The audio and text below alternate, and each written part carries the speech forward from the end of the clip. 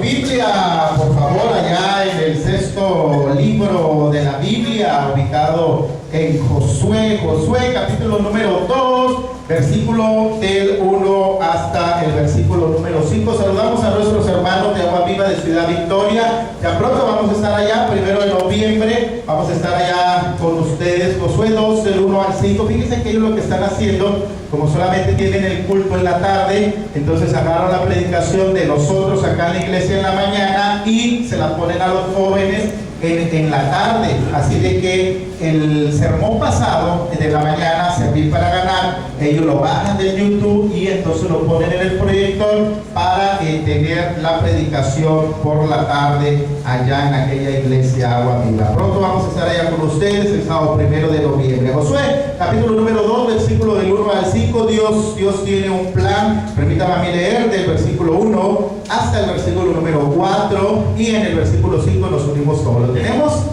Dice la hermosa porción de la palabra. Josué, hijo de Nun, envió desde Sittim 2 espías secretamente, diciéndoles: mira, vayan, reconozcan la tierra y a Jericó. Y entonces ellos fueron y entraron en casa de una ramera que se llamaba Rahab y posaron ahí. Mucha atención con este nombre. Y fue dado aviso al rey de Jericó diciendo: ¿qué crees? Hay algunos hombres de los hijos de Israel que han venido aquí esta noche pues para espiarnos. Entonces el rey de Jericó envió a decir a Rahab: saca a los hombres que han venido a ti y han entrado a tu casa, porque han venido para espiar toda la tierra. Pero la mujer había tomado a los 2 hombres y los había escondido. Y dijo: es verdad que unos hombres vinieron, pero ¿qué crees? Ya no supe dónde están. Juntos. Y cuando se iba a cerrar la puerta, siendo ya oscuro, esos hombres se salieron y no sé a dónde han ido. Seguirlos a prisa y los alcanzaré. Señor, gracias, Señor, porque tú tienes un plan. Tú tienes un plan para cada uno de nosotros. La primera parte se ha cumplido, Señor, que es el rescatarnos, que es el, Señor, entregar tu vida en rescate por cada uno de nosotros. Pero tu plan es mucho más ambicioso de eso, Señor, y sabemos que tú quieres que nos involucremos, Padre, en ensanchar tu territorio, en ensanchar tu reino acá en la tierra. Padre, agradecidos estamos porque has sido misericordioso, has sido bondadoso para Jerusalén y has estado con nosotros a lo largo de estos 3 años que hemos estado caminando. Sigue bendiciendo nuestros ministerios, sigue bendiciendo a cada líder, acá en nuestra iglesia, a cada familia, Señor, y sigue nos dando esa pasión por las almas para ir a buscar al necesitado allá donde Él se encuentre. Sigue bendiciendo, Padre, a nuestras familias, en nuestros trabajos, Señor, a nuestro alrededor. En Cristo Jesús. Amén. Pueden tomar su asiento, pueden ponerse cómodos, mis hermanos. Fíjense que, si usted se ha dado cuenta, vivimos ahora mismo en una ciudad llena de estereotipos. ¿Qué es eso, pastor? Bueno, quiere decir que son algunos cuantos los que pueden acceder a ciertas oportunidades. ¿Quiénes son aquellos? Bueno, los que llenan los requisitos físicos o los que llenan los requisitos de grupo. Pero a diferencia, mis amados hermanos del mundo, Dios en su divina y perfecta voluntad tiene un plan para todas las personas que tienen un solo requisito. ¿Cuál es ese, pastor? Bueno, aquellas personas que le creen, aquellas personas que tienen fe, pero no una fe sin obras. ¿Por qué le digo que esto no es bueno? Porque dice la palabra del Señor allá en Santiago que la fe sin obras es ¿qué? Es muerta. En otras palabras, aquellas personas que tienen una fe activa y viva a la vez, Dios tiene un plan, Dios tiene un propósito para cada uno de nosotros. Hoy quiero, hermanos, que juntos descubramos esta verdad a la luz de una vida de una mujer de nombre Rahab, cuyo oficio de verdad que no le hubiera ayudado a encontrar dignas oportunidades. Es más, cuando ella se sentara y dijera, bueno, hoy voy a buscar trabajo y agarrara una pluma, un papel y llegara a la sección de trabajos anteriores, hasta ahí hubiera llenado la solicitud. Porque al ver esas personas a lo que ella se dedicaba, se le hubiera cerrado todas las puertas para un trabajo digno. Pero miren, situémonos en la historia de Josué, capítulo número 2. ¿Qué había pasado hasta ahí? Bueno, ya habían pasado 40 años desde el día que Dios desafió a los israelitas a pasar el Mar Rojo. ¿Se recuerda aquella escena emblemática del pueblo de Israel, que Dios les dice, miren, crucen el Mar Rojo porque ya el ejército viene por ustedes? Dicen los teólogos que en lugar de los 40 años que el pueblo de Dios anduvo errante en el desierto, eran días para llegar a la tierra prometida. ¿Qué fue lo que pasó entonces, pastor? ¿Por qué no lo lograron? Fue por falta de fe en acción. Es decir, ellos creían en Dios, pero no ponían esa fe activa para llegar presurosos a la tierra prometida. Ahora, bajo el manto de Josué, hermano David, nuevamente el pueblo está a un paso de hacer realidad su sueño, de tener su propia tierra, de tomar sus propias decisiones. Pero antes de eso, Josué decide enviar desde Sittim, a las afueras de Jericó, a 2 espías a investigar las condiciones de aquella ciudad. Recuerden que Josué era un gran estratega, y entonces él quería tener cuántos hombres eran, cuántos caballos tenían, cuántas armas, cuántos muros, cuántas edificaciones, para ver la estrategia de llegar y entonces penetrar esos muros y obtener la victoria. Miren, durante este viaje exploratorio, hermanos, cuando una mujer de dudosa reputación descubre que Dios quiere incluirla en su plan eterno, y que sin importar muchos aspectos de su vida, Dios le invita a unirse a Él.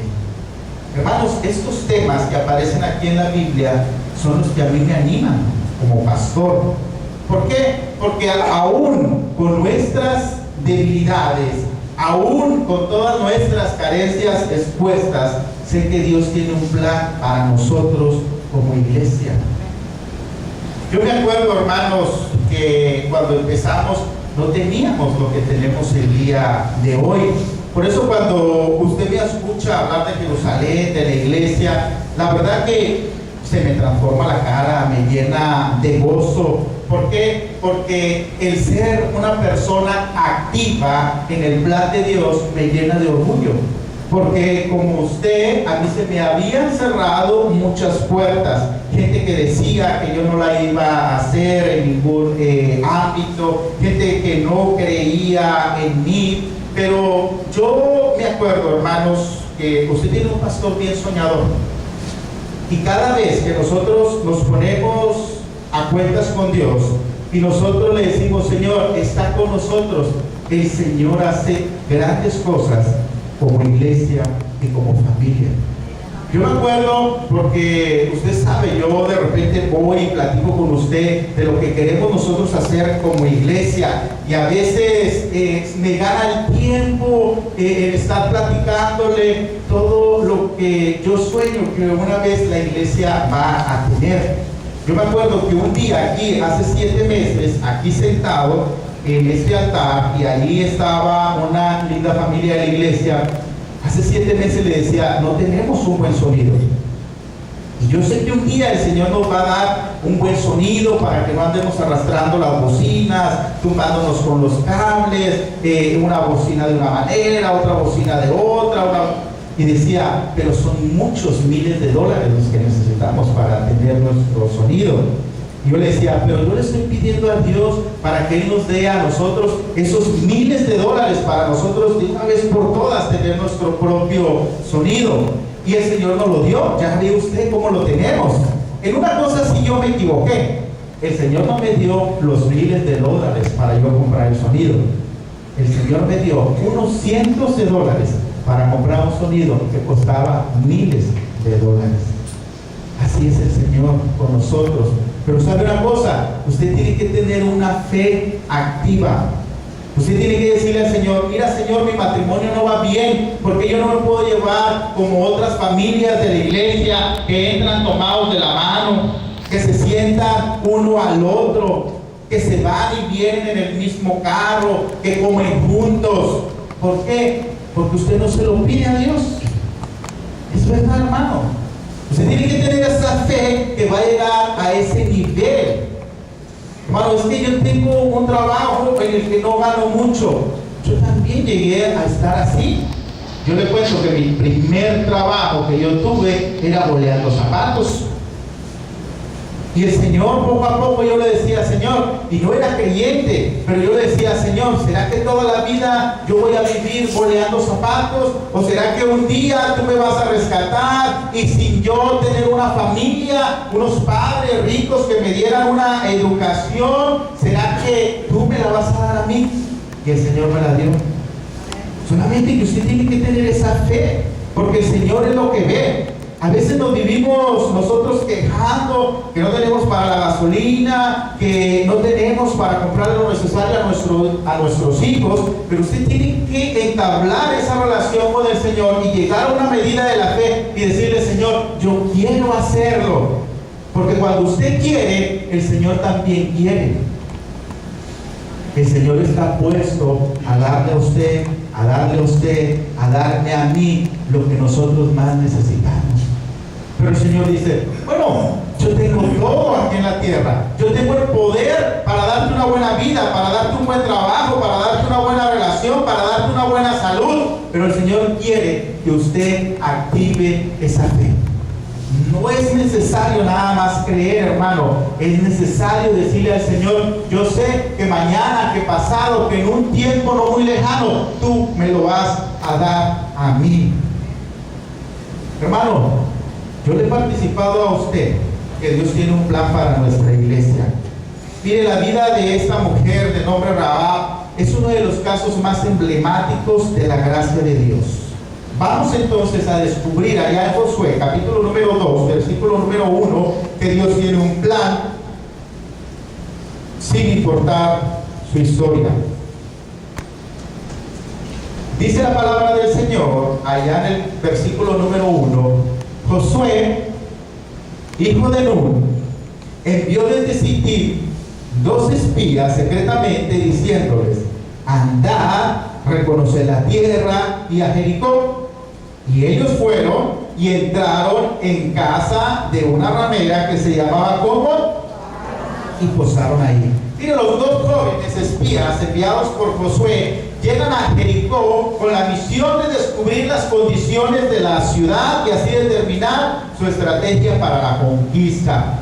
Se nos dice en la palabra del Señor que ellos llegaron al norte de Jericó y por estrategia decidieron buscar información. ¿En dónde usted cree? En la casa, hermano David, de una mujer de baja reputación. Pero ¿por qué deciden ellos entrar a la casa de esta mujer? ¿Cuál era la estrategia que ellos estaban siguiendo? Porque de entrada no nos parece a nosotros que sea un buen lugar para entrar. Imagínense si alguien los hubiera visto a ellos, unos amigos, una gente de Israel, que hubiera dicho: mira, yo sé que Josué envió a 2 espías a ver cómo estaba la situación aquí en Jericó. Imagínense que los lleguen y los vean entrar a ese lugar. No, estos se vinieron nada más a divertir. Pero no era así. Ellos sabían que ese era el lugar en donde ellos podían iniciar la búsqueda. ¿Por qué, pastor? Bueno, acuérdese que en momentos de guerra los soldados frecuentan mucho ese tipo de lugar. Es más, dicen los teólogos de aquella época que la gente vivía de una manera, hermanos, totalmente volcados a la idolatría. ¿Qué es lo que hacen entonces estos 2 espías? Llegan a la casa de una mujer que era frecuentada por muchos hombres. ¿Para qué, pastor? Para saber, como dijeron los jóvenes, para sondearla, para sacarle información de lo que la gente pensaba del sitio que tenía Josué alrededor de la ciudad. Muchos dirían, bueno, ¿y por qué no fue a un lugar en donde quizá una casa en ruinas de alguien que todavía adorara al Dios de Abraham? Bueno, déjeme decirle que ese era el lugar indicado, porque allí Dios fue que los envió a ellos. Hay una secta, porque no le puedo llamar religión, llamada los Testigos de Jehová, que ellos tienen un libro fuera de la Biblia que le llaman el libro del Mormón. Siempre que usted quiera notar si un grupo de personas que pretenden adorar a Dios son una secta o es una religión, usted tiene que observar dos cosas inherentes siempre a ellos. Número uno, no adoran a Dios, sino adoran a un hombre. Y número dos, no sacan la Biblia, sino que sacan otro libro que según ellos también salió de la Biblia. Entonces ellos, ahí en el libro del Mormón, porque dice Smith que vino el ángel morir y entonces él le dictó en ciertas planchas allá en Nueva York lo que este libro iba a contener. Y me llama mucho la atención porque yo lo he leído un par de veces. Yo tengo amigos que son testigos de Jehová. Me han invitado a su iglesia, pero nunca he ido. Pero me han regalado este libro y allí hablan acerca de Rahab, pero no hablan como que fuera una persona que se dedicara a este estilo de vida, sino que en la Biblia nosotros notamos que igual se le denotaba a una mesonera que atendía a ciertos hombres a través de un servicio. ¿Por qué ellos no toman a Rahab y dicen, no, es que ella se dedicaba a eso? ¿Por qué? Porque para ellos la gracia divina del Señor no puede entrar a aquellas personas que no sean santas. Y de cierta manera yo estoy de acuerdo, pero cuando Dios llega a nuestra vida, seamos nosotros lo que hayamos sido antes. Dios, cuando tiene un propósito para nuestra vida, Él nos limpia. Él nos dice la palabra del Señor, todas las cosas pasaron y he aquí todas son hechas ¿qué? Nuevas. Por eso cuando usted llega a la iglesia y me quiere contar su vida anterior, la iglesia en la que usted fue, la vida que usted llevaba, lo que usted se tomaba, lo que usted se llevaba a la boca, no es de mucho interés. Me interesa más lo que usted quiera hacer de ahora que conoce la iglesia, de ahora que conoce a Cristo, hacia adelante, porque allí es donde yo le puedo ayudar. Si usted pasó una mala infancia, si usted pasó un mal episodio con algún pastor grosero, prepotente, con algún dueño de la iglesia que se creía el patrón de ella, no puedo hacer más. Pero si lo que sí puedo hacer, lo que dice Jesús que nosotros podemos hacer, una vez que llegamos a Cristo, todos nuestros pecados son enterrados ¿en dónde? En el fondo del mar. Y entonces ahora vienen las bendiciones que nosotros tenemos al estar cerquitas de Él. Miren, hermanos, los que están enfermos son los que necesitan de médico, no los que están sanos. Por eso Dios dijo que Él venía por los pecadores, que Él no busca a las personas buenas, Él busca a las personas pecadoras para limpiar ese pecado.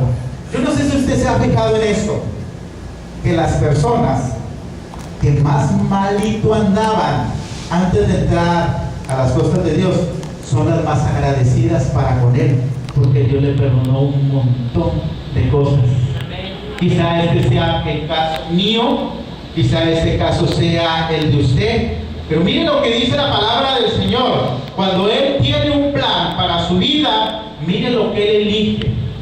Abra su Biblia en la primera epístola a los Corintios, capítulo número 1, versículo 27 al 28. Pastor, ¿qué es lo que usted más le anima? ¿Qué es lo que usted más le animó para entrar a las cosas de Dios? Bueno, porque aquí no encontré acepción de personas. Porque aquí encontré, hermano, que si usted se dedica a servir a Dios, sea lo que usted sea como usted sea, Dios tiene un plan para su vida. Y siempre yo digo, Señor, qué bueno que tú viniste buscando lo que para otras personas no servía, pero para ti sí sirve. Sino que lo necio del mundo escogió Dios para avergonzar a quienes, a los que creen que sí saben. Y lo débil del mundo escogió Dios para avergonzar a los que se creen fuertes. Y lo vil del mundo y lo menospreciado escogió Dios, y lo que no es, para deshacer lo que es. Señor, qué bueno que tú viniste bajo ese esquema, bajo ese plan, porque este mundo está lleno de estereotipos, este mundo está lleno de personas que se creen tener la verdad, pero cuando Jesucristo viene a su vida y Él le dice a usted, ahora tú vas a caminar conmigo y ahora tú me vas a servir, a Él no le interesa lo que tú hayas sido, lo que tú tengas, si llegas en carro, si llegas en pecera, si llegas a pie, si llegas con buena ropa, si no llegas con buena ropa, a Él no le interesa eso. Lo único que está buscando Dios es que tú le sirvas. Miren, he hecho un vistazo nada más a la Biblia. Yo podría haber hecho un montón de personajes, sacarlos, traerlos a la luz, pero vean, por ejemplo, Noé fue un borracho, Jacob fue un mentiroso, Moisés era tartamudo, era un asesino, Gedeón era miedoso, era incrédulo, Sansón era mujeriego, David era un adúltero, era un violento, el profeta Elías era depresivo y con ideas suicidas, Jonás huyó de Dios, Job estaba enfermo, Juan el Bautista tenía un mal carácter, nadie quería acercársele a él, y Pedro negaba a los amigos. Pablo era un tremendo religioso que mataba a los cristianos a pedradas. Entonces, quiere decir que usted y yo cabemos en los planes de Dios, siempre y cuando Él así lo decida, siempre y cuando usted tenga la fe activa para trabajar en el camino de nuestro Señor. Como podemos nosotros, hermanos, darnos cuenta, a Dios no le importa tu historial. Yo creo que Él tiene un plan para usted. Yo creo que Dios tiene un plan para cada uno de nosotros acá en la iglesia. No digo yo, hermano, y el jueves pasado, si usted vino a la iglesia, en donde nosotros veíamos que somos templo de Dios y que debemos de cuidar lo que vemos, lo que hacemos y a dónde vamos. Porque a esos lugares donde nosotros entramos, estamos llevando también la presencia de Dios. Esos pensamientos que nosotros tenemos, estamos llevando también la presencia de Dios. Lo que nosotros decimos con nuestra boquita y pensamos en nuestro pensamiento, estamos haciendo que Dios lo diga. Yo no le digo que si usted tiene algo mal, que si yo tengo algo mal, entonces así vamos a quedarnos, porque así me aceptó Dios. No. Dios le va a quitar lo que a Él le estorbe para que usted sea una mejor persona. Lo que yo le quiero decir ahora acá, hermano, que la bondad de Dios, la visito, no trabaja en relación a nuestra conducta, sino a su propia naturaleza amorosa. Póngase usted a pensar, ¿qué de bueno he hecho yo para que Dios se fije en mí? Seamos honestos. En mi lugar, yo no he hecho nada para que Dios hubiera mandado a su Hijo a morir por mí. Solamente es por su infinita misericordia que Él ha decidido venir por mí y venir por usted. Cuando empezamos nosotros, hermanos, a creernos los espirituales, es que Dios se fijó en mí porque yo hablo muy bien. O Dios se fijó en mí porque Él vio que yo en cualquier ámbito que he estado durante mi vida, yo he sido líder. No, hermano, ahí es donde usted se va a perder, cuando usted piense que ha sido por sus fuerzas, porque nosotros sin Dios no somos absolutamente nada, pero con Dios todo lo podemos. Dios tiene un plan si tú crees en Él, hermano David. En el punto número 2, Josué 2, del 9 al 11. Dios tiene un plan si tú crees en Él. Hermano, le invito a que si el día de hoy, domingo 5 de octubre, usted no sabe lo que va a hacer en los próximos meses, usted no sabe lo que usted quiere alcanzar el próximo año, le diga a Dios que le dé sabiduría para alcanzar un plan. Dice la palabra del Señor, del versículo 9 al 11. Sé que Jehová os ha dado esta tierra, porque el temor de vosotros ha caído sobre nosotros. y todos los moradores del país ya han desmayado por causa de vosotros, porque hemos oído que Jehová hizo secar las aguas del Mar Rojo delante de vosotros cuando saliste de Egipto, y lo que habéis hecho a los dos reyes de los amorreos que estaban al otro lado del Jordán, a Sehón ha quedado y a Og, a los cuales habéis destruido. Oyendo esto, ha desmayado nuestro corazón, ni ha quedado más aliento en nombre alguno por causa de ustedes, porque Jehová vuestro Dios es Dios arriba en los cielos, y ¿qué dice? Y abajo en la tierra.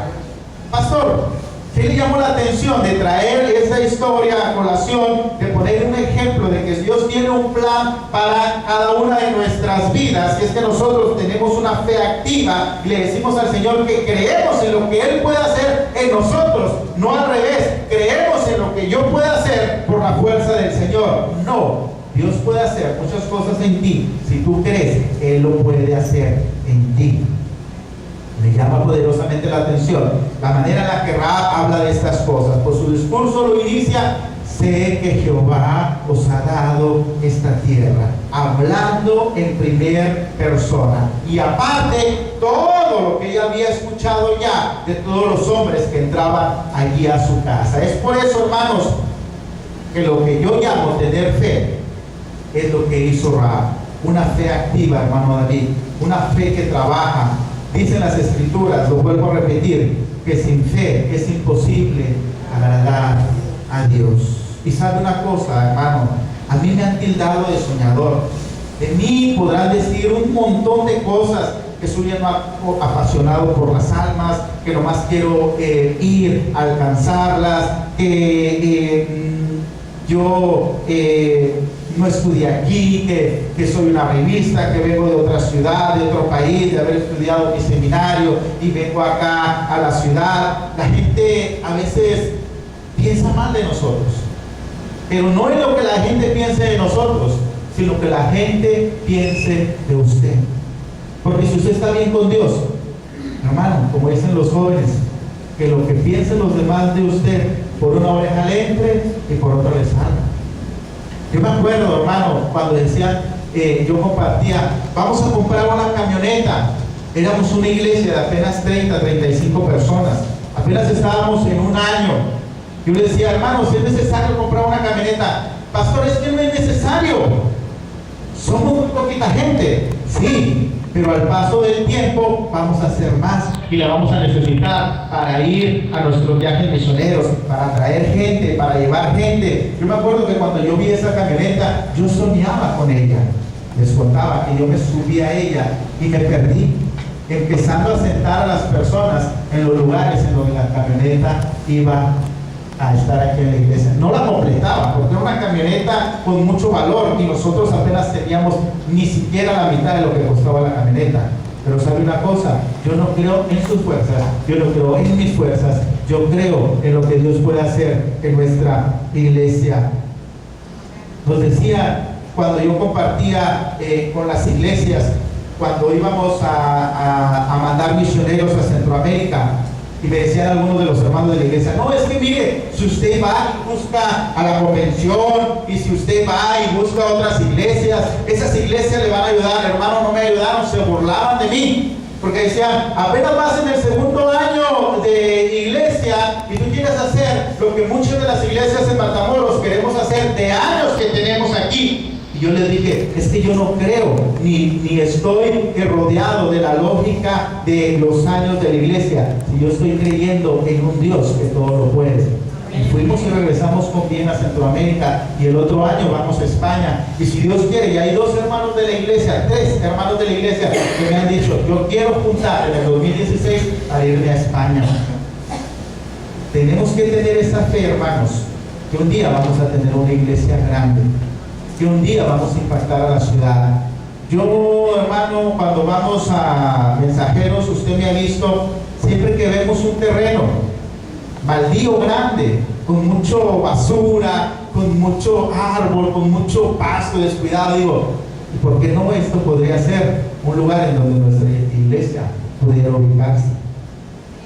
Ayer estábamos allá en Mensajeros del Altísimo, en Colonia Euskadi, atrás de la Nissan, y había un terrenote grandísimo donde nos tocó a la hermana Venancia y a mí ir a ganar a una persona que estaba cortando el pasto. Más al fondo estaba una persona que se dedicaba a los cenotes. Imagínense, eran las 11:30 de la mañana y ya estaba con tremendo caguamón. Chaparrito el señor, yo creo que la caguama estaba más grande que él. Y entonces fuimos la hermana Venancia y íbamos con la niña y a nosotros nos da miedo acercarnos. Nos hemos acercado a drogaditos, nos hemos acercado a gente armada. Es más, una vez la hermana Yolanda en pleno mundial les hizo apagar la televisión a esas personas con las armas de fuera. ¿Por qué? Porque vamos en el nombre del Señor.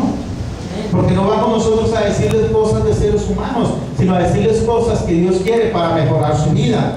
Y entonces nos pusimos ahí en una esquina todos el día de ayer y decir, este terreno.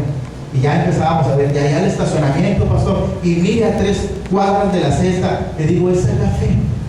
Un día nosotros vamos a tener, ya sea que esta sea el edificio que un día vayamos a comprar o un terreno que nosotros vayamos a estar comprándolo y al paso del tiempo edificar. Muchos me dicen por ahí porque se dejan guiar. No, es que vienen a las iglesias de los americanos y entonces le compran un terreno y hacen todo. Bueno, si lo hacen, qué bueno. Pero yo no voy a estar de brazos cruzados esperando que ellos vengan. Yo se lo estoy pidiendo a Dios. Si Él me lo quiere enviar de esa manera, que me lo envíe. Si no, aquí tenemos muchas manos y muchos corazones para trabajar para el Señor. Porque esa es la fe que nosotros nos hemos enseñado a trabajar por cada una de las cosas que nosotros tenemos acá. Vea usted todo lo que hemos tenido y cómo iniciamos.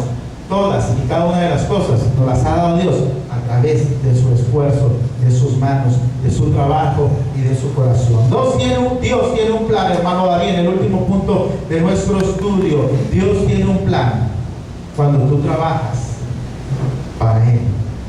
Hermano, ¿usted quiere que le vaya bien en su vida? Le voy a pasar algo que a mí por los últimos 20, 22 años de mi vida, más ya del tiempo, de la mitad de mi edad, que yo me he puesto a trabajar para el Señor, siempre me ha ido muy bien. ¿Usted quiere que le vaya bien? Yo sé que sí. Trabaje para el Señor. Ocúpese de las cosas del Señor y el Señor se ocupa de las cosas de usted. Cuando el rey de Jericó se enteró de la presencia de los 2 espías en casa de esta mujer, le manda a decir que entregue a esos 2 espías. Entonces la mujer dice, bueno, ¿cuál va a ser la respuesta mía? Ella decidió presentar fidelidad a Dios. Y le dijo a los espías, miren, ¿saben qué? Escóndase allá arriba en el techo, porque van a venir a buscarlos. Entran los soldados con sus armas. ¿Y dónde están esos espías? ¿Qué crees? Que sí llegaron, pero ya se fueron, porque no vas y los alcanzas. Miren qué astuta era esta mujer. Entonces todos los soldados le dijeron, ¿y qué rumbo llevaron? Se me hace que se fueron al sur, cuando ellos estaban en el techo. Entonces les dice, hey, bájense. No, está todo ahí limpio. Sí, vamos a negociar. ¿Qué vamos a negociar? Bueno, yo ya te los mandé para otro lado, yo ya te salvé a ti, ahora yo quiero que me involucres. Cuando ustedes vengan a invadir todo Jericó, yo quiero que tú me digas que hagamos un pacto y que voy a tener yo de regreso. Pastor, ¿usted cree que nosotros podamos pedir eso para el Señor? Claro, hermano. Claro, usted en su trabajo, si usted trabaja, cuando llega el fin de semana, cuando usted llega a la quincena, usted tiene la autoridad para decirle al jefe, hey, págame porque yo trabajé. ¿No es verdad? Hermano, de igual manera, cuando usted trabaja para Dios, Dios ni siquiera necesita que usted se lo pida. Dios ya le tiene a usted las bendiciones que usted necesita. Entonces esa mujer le dice, bueno, ¿y qué va a pasar? Josué 2:18. Josué 2:18. He aquí, cuando nosotros entremos en la tierra, va a estar fácil, mira. Tú atarás este cordón de grana a la ventana por la cual tú nos descolgaste, y reunirás en tu casa a tu padre y a tu madre, a tus hermanos y a toda la familia de tu padre. Entonces ellos, dice la palabra del Señor, que se marcharon, que se fueron. Y cuando ellos, el ejército, cuando regresa con Josué, le dice: ¿sabes qué, Josué? Todo está preparado para que nosotros lleguemos y conquistemos la tierra. Solamente que hemos hecho pacto con una mujer que entregó su vida y se arriesgó y trabajó para Dios. Y esta va a ser la señal, que esa casa nosotros no la vamos a tocar. Hermano, ya no hay cuerdas en las que usted las ate en su casa. Ya no hay que poner alrededor de nuestra puerta sangre para que no llegue la maldad a nuestra casa. Pero ahora llegó el Señor Jesucristo para que usted sea marcado, para que cuando en su empresa haya despidos, a usted no lo despidan, para que cuando haya enfermedad a su casa no llegue, para que cuando haya escasez a su vida no lo toque. Pero solamente tiene que estar trabajando para el Señor, porque esas son las bendiciones que usted va a recoger, el trabajo que usted ya le ha presentado a nuestro Dios. Ya algunas de las hermanas me han dicho que ya fueron a ver ellas el remanente, asustadas con lo que pasó ahí. ¿Qué va a pasar ahí, pastor? Bueno, el Señor va a venir por su iglesia. Y los que se burlaban de usted, por eso a mí me encanta este corito que toca aquel grupo argentino, son los que se van a quedar. Los que le decían que usted andaba perdiendo el tiempo de venir a la iglesia, de leer esta hermosa palabra del Señor, somos los que nos vamos a ir para con Él. Las hermanas que han ido a ver esta película están asustadas y solamente una trompeta se tocó. Y solamente algunos monstruos y un hoyo abismal se abrió. Solamente una trompeta. Imagínense todas las que vengan.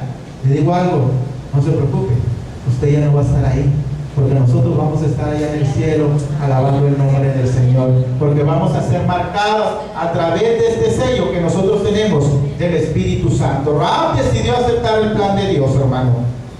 A Dios no le importó su historia, como no le importa la historia que usted tenga.